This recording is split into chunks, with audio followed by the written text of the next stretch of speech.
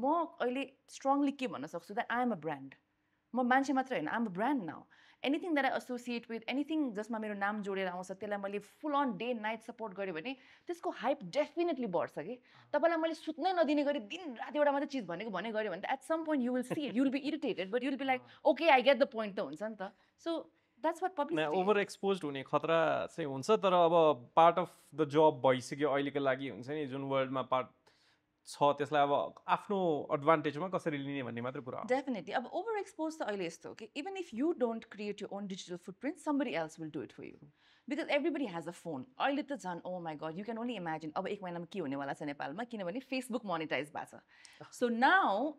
जस्तो पहिला पहिला युट्युब आउँथ्यो नि इन्टरभ्यू मान्छेको now it's gonna be phones अनि मैले त्यो हिजै फेस गरेँ हिजो हाम्रो हरिबहादुरको जुत्ताको फुल डे प्रेस थियो होइन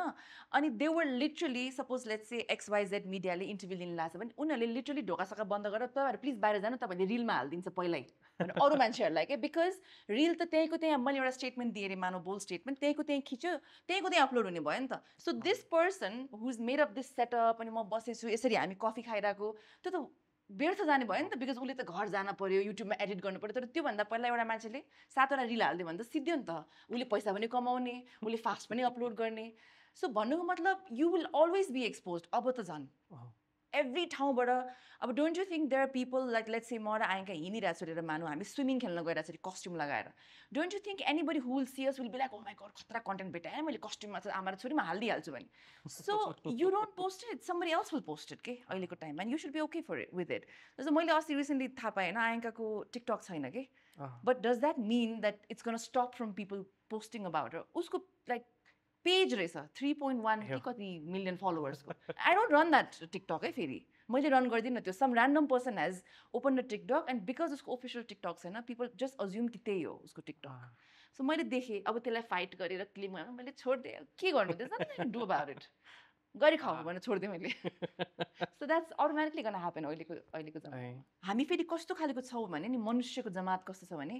तपाईँले एउटा केही फोटो राख्नुभयो अरे जस्तै पब्लिक फिगर अनि तपाईँको 103वटा कमेन्ट्स अरे मान्नु है इक्जाम्पल त्यहाँ 3वटा चाहिँ एकदम नराम्रो हेट कमेन्ट छ भने तपाईँ त्यहीँ जानु चाहिँ कोटाउन कसले यसको अनुहार हेर्न यो यसले मलाई लेख्ने but you don't see the 100 comments के जहाँ तपाईँलाई यस्तो ब्लेसिङ दिएको छ तपाईँलाई यस्तो माया गरेको छ सो आजकल चाहिँ म त्यो 100 कमेन्ट्समा चाहिँ रियाक्ट गर्छु त्यहाँनिर थ्याङ्क यू लेख्छु हुन्छ नि त्यहाँनिर आई रियाक्ट अरू नट जस्ट यु बट अरूले हेर्दाखेरि पनि त्यसैमा नजर जान्छ होला जसको पनि त्यसैले त त्यो हेटहरूमा थ्रेड बन्ने हुन्छ नि याद गरेको हेट कमेन्टकै तल 879 लाइक्स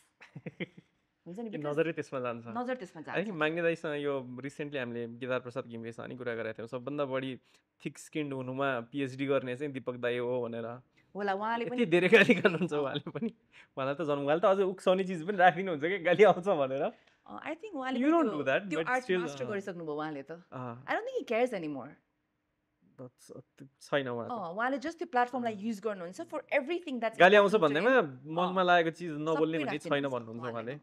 अलिकति ओभर फ्रेन्डली पनि हुनुहुन्छ सेटमा त्यो पनि छ धेरैजनाले भन्ने कुरा दीपक दाई त मेरो you owe me over friendly छु म एकदमै फ्रेन्डली छु तर I take it as a positive trait कहिलेकाहीँ त्यसले गर्दा मिसअन्डरस्टुड चाहिँ हुन सकिन्छ होइन it might come across like oh कस्तो इजी छ ऊ त कस्तो गलिबल छ भन्ने वेमा देखिन सक्छ होइन बट इजी एन्ड गलिबल चाहिँ म छुइनँ होइन I am a very smart and very like my head in the right place के तर having said that you don't have to be difficult you don't have to be गमक्क फुलेको on set because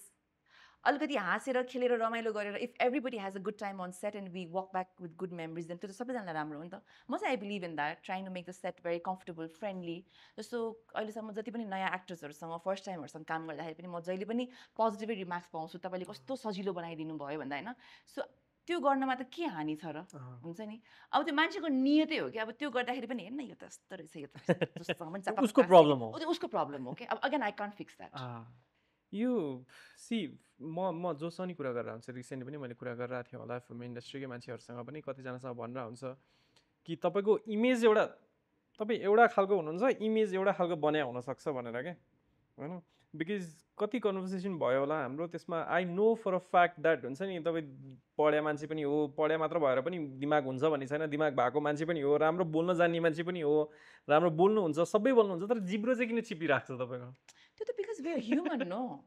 हामी human हो नि त एकचोटि मात्र होइन नि त एकचोटि जस्तो म जुन लेभलमा छु म क्यामेराको अगाडि 3 करोड चोटि आयो होला अरे अहिलेसम्म बट चिकोको पपुलारिटीको मान्छे 3000 चोटि आयो होला अरे दुवैजनाको जिब्लो चिप्लो दुवैजनाको at point times you've said things that were misunderstood कसको धेरै भयो होला त त्यो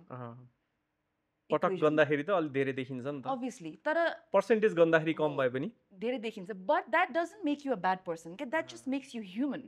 if you're human then you make errors अब त्यो जानेर नि म भित्र एकदमै म्यालिस भएर मैले कसैलाई जानेर म विवादमै पर्छु भनेर विवादमै पर्छु भनेर चाहिँ होइन के जस्तो अब हेर न अननेसेसरी म अहिले विवादमा परिरहेको कि मैले मेरो छोरीको एज घटाएँ हैन my daughter is 4 years old तपाईँ मान्नुहोस् नमान्नुहोस् my daughter is 4 years old हैन तर अब कसैले त्यसलाई 3 वर्ष भन्नुहुन्छ कसैले त्यसलाई 5 वर्ष भन्नुहुन्छ 20 मा बिहे गर्यो 21 मा बच्चा जन्मियो 4 वर्ष त हुन्छ 4 वर्ष त भयो राइट तर अब म सबैलाई बुझाउन सक्दिनँ नि त but then now I see because अहिले छ नि त social media people are saying के हिरोइनको छोरी को त अहिलेदेखि एज घटाउने रहेछ अनि I was like 2021 बाट केही नगरे नि विवादमा परिरहने भयो 2021 बाट त्यहाँ पनि अब मान्छे त्यही लेखेको छ बोली चिप्ल्या होला यो 5 भन्न खोजे होला 4 भन्यो रे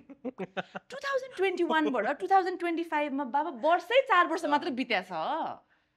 21 22 23 24 25 4 years मात्र बित्या छ how can my daughter be 5 years old हैन so त्यही हो I think मैले भने there's a price you have to pay when you're popular or celebrated when you're a public figure that has so many followers and every statement that you make sometimes is going to be misunderstood misinterpreted तपाईले त जोकको template त्यो template नै बनाएको छ तपाईको जोकको हैन त्यही भएर त्यसलाई त ट्रेडमार्क गर्न नि मिल्छ होला के हैन मतलब युएस हैन अमेरिका भने जस्तै त्यो तपाईको कमेन्टमा नि त्यस्तै आइरहन्छ यो हैन यो हो भनेर हैन 4 हैन 5 होला भन्ने खालको आउँछ ट्रेडमार्कै बनाए पनि हुन्छ होला के हैन हैन that's actually funny also okay so म पनि हाँस्छु सँगसँगै I also use it in my everyday life it's fun अब गीत त एउटा दुईटा भन्न मिल्दैन हेर गीत चाहिँ तिमीले 50-60 वटा भन्नुपर्छ हैन लाइक मलाई एकदम चिनाउन हेल्प गरेको गीतहरू चाहिँ I am so blessed I have a lot of those songs के अब सिरेमा सिरबन्दी कम्मरमाथि पटुकी पूर्व पश्चिम रेल अब कति कुरा गर्ने सुर्के थैली भयो कति छ कति अब पछि उ गर्दै आइसकेपछि अब अस्ति हाम्रो दुर्गेशको गीत पनि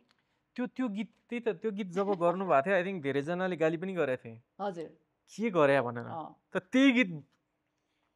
दुर्गेश थापालाई दुर्गेश थापा ब्रान्ड पनि बनाइदियो हजुर हजुर डेफिनेटली त्यसैले त म भन्छु के that we are too quick to judge sometimes के we are very quick to judge के जस्तो मलाई धेरै जनाले भन्नु भएको थियो अब तिमी आजकल दुर्गेशसँग देखिने हैन त दुर्गेश तिम्रो साथी भनेर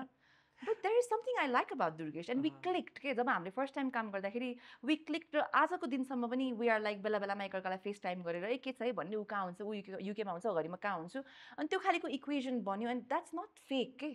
अनि यस्तो हो नि त ल मानो Durgesh went through his own share of ups and downs in life हैन तर people are constantly changing and evolving के अनि we are so quick to point fingers के हामी भन्छ ए दुर्गेशसँग साथी भएर